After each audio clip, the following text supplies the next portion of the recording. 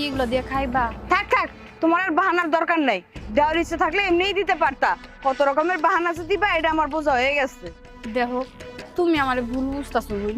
এই দেখো, তোমার লগে ভুল বুঝাবুঝি, তোমার লগে কোনটা ঠিক বে ঠিক এটা হিসাব নিকাশ করার লিগে আমি নাই নে। তুমি হেনতে উঠো, আমার কাজ করতে দাও। তুমি উঠবা না? না আর একটু সময় হয়ে গেছে বোন, একটু দাঁড়াও।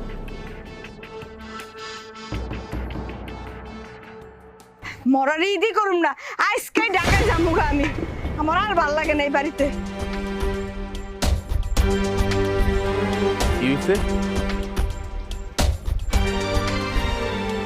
কি আর হইব, কি আর হইব? আর আপনি নাকি রিক্সা চালাতে গেছেন? আপনি তো ঘরের তে বেরিলেন। আমি এই মাত্র আইলাম। আমি রাঁধতে গেছি, আপনার বউ আমার রাঁধতে দিল না। কয় আগে হের রান্না ইম্পর্টেন্ট, আমার রান্না ইম্পর্টেন্ট না। কত বড় সাহস, আমার রাঁধতে দিল না। কি তোমার রানতে দেয় নাই? ভাই তুমি কও, আমরা যে ঈদে এই বাড়িতে আসি 2-3 দিনের জন্য, তারপরেও যদি ভাবি যদি আমাদেরকে একটু সহযোগিতা না করে, বিষয়টা কেমন খারাপ না? তুমি কও আমারে। আমার বউ যদি এই কামটা করে থাকে তাহলে আমার বউ খুব খারাপ কাম করছে। কারণ তোমরা হলো শহরে থাকো, তাই না? ঈদের মধ্যে আইসো বেড়াইতে কয়দিন আর থাকবা? 2-4 দিন থাকবা।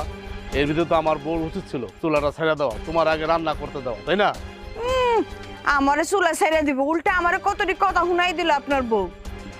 সবচেয়ে বড় কথা কি ভাই জানো? তোমার লাই পাইয়া তোমার বউ হচ্ছে আজকে আমার বউর সাথে এরকম খারাপ ব্যবহার করতেছে। আচ্ছা খারাপ, আমি আমার বউরে উচিত শিক্ষা দিতেছি। যদি ঘটনা সত্য হয় আমি তখন সামনে বিচার করব আমার বউ। খারাপ।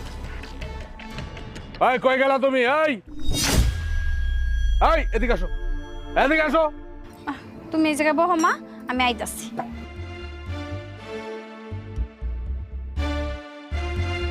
কি হয়েছে ডাক্তারছো?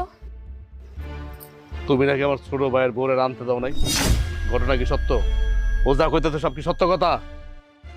হ, আমার রান্না শেষ হয় না, আমি কইছি 5 মিনিট পর দিতেছি চুলা খালি করে।